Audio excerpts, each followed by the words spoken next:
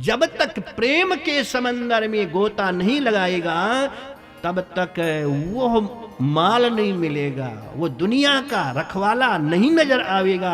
इसलिए मेरा मानना है तुम एक प्रेम का ग्रंथ बनाओ, जो सरोवर तैयार करो। व्यास जी ने कहा चलो देखता हूं, परिश्रम करता हूं। कहीं करो परिश्रम, सोचो तो।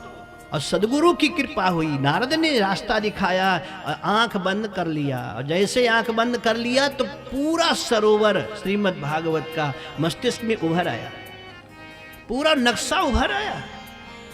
जैसे किसी आदमी को के विषय में सोचते हो तो नवकंज लोचन, कंज मुख कर, कंज पद कंजारूढ़म। आंख कैसे, हाथ कैसे, पैर कैसे, आंख बंद कर आप स्वरूप बना लेते हो। ऐसे व्यास जी ने आंख बंद करके पूरे श्रीमद् भागवत की संरचना अंदर कर ली। अब इसको लिखे कौन?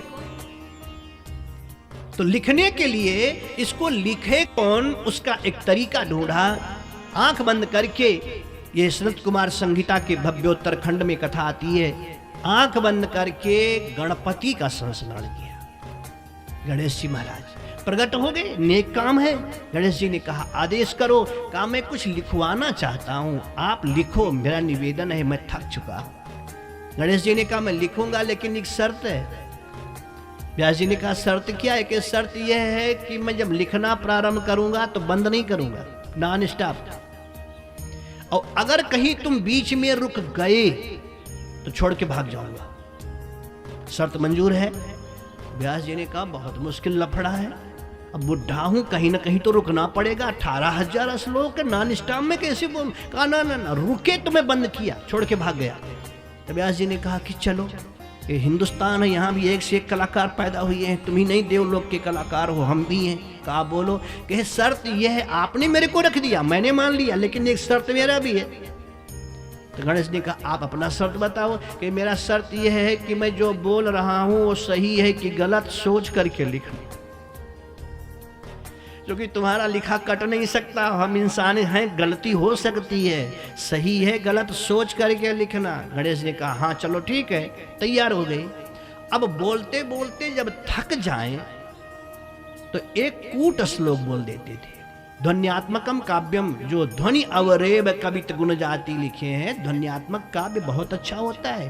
ध्वन्यात्मक माने कूट, सुनने में अर्थ कुछ और हो लेकिन कहने में कुछ और हो। जैसे का गदही के कारणे जीवन दीनों खोए। अब क्या अर्थ करोगे?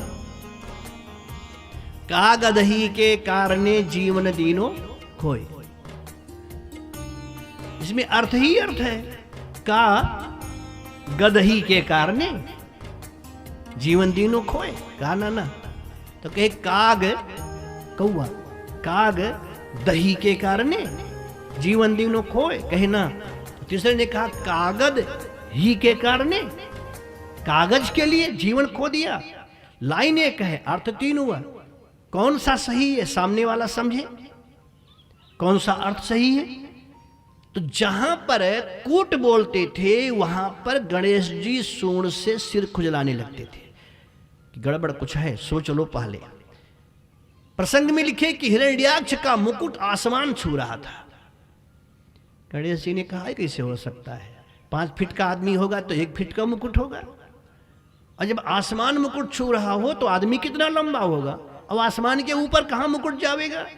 तो लगे सोचने, सोचते सोचते समझ में गणेश जी के आया कि नहीं, लोभ का प्रतीक है हिरण्याक्ष। तो लोभ जब बढ़ने लगता है तो घटता नहीं है। जिम प्रति लाभ लोभ अधिकाई, जब लोभ बढ़ने लगता है तो घटता नहीं है। तब नारद जी तब लिखना प्रारंभ किया गणेश जी, और इसी में जो 2 मिनट का समय मिला उसी में सुस्ता लिया। इस प्रकार से भागवत को तो लिखवा दिया।